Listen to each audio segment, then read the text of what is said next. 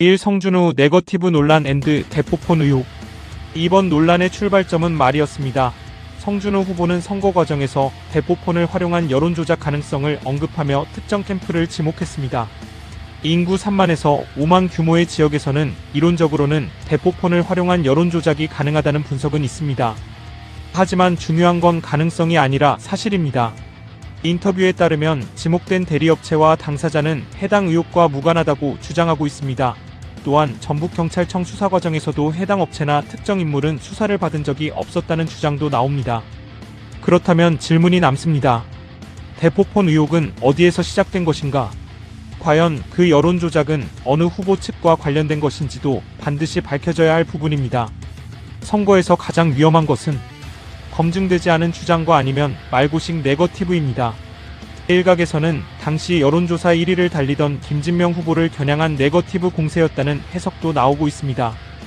이 김병희 농지 논란 앤드 도덕성. 두 번째는 김병희 후보입니다.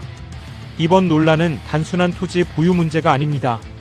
인터체인지 인근 이른바 노른자 땅, 장기간 실경장 여부 논란, 맹지방치 상태 지적까지 이어지고 있습니다. 그런데 해명은 참고용입니다. 농지를 왜 참고용으로 취득했는지 이 설명만으로 충분하다고 볼 수 있을까요? 유권자들은 묻고 있습니다. 여기에 공천심사 과정까지 더해집니다. 1차 서류심사에서 부적격 판단이 있었다는 주장, 이의제기 이후 각하 처리, 그럼에도 감점 없이 경선이 진행됐다는 이야기. 이 과정 공정했다고 볼 수 있을까요? 그리고 또 하나의 질문, 문제가 된 것은 이 한 필지뿐이었을까요? 드러난 것 외에 다른 부동산은 없었을까요? 일부에서는 이것이 전부가 아닐 가능성에 대해서도 의문을 제기하고 있습니다. 부적격 논란, 각하, 그런데 감점 없음. 이게 공정한 경선입니까? 같은 기준이 적용됐습니까? 3. 한득수 돈봉투 식사 제공 논란. 세 번째는 한득수 후보를 둘러싼 금품 및 식사 제공 논란입니다.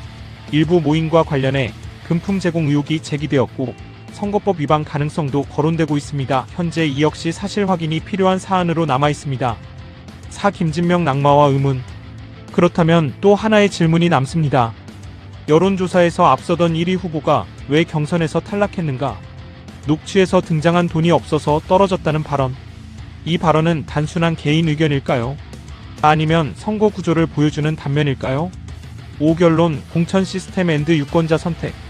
검증되지 않은 의혹, 반복되는 논란, 민주당 공천 시스템에 대한 문제의 제기도 함께 나오고 있습니다. 진실은 수사와 검증을 통해 밝혀져야 합니다. 결국 판단은 유권자의 몫입니다.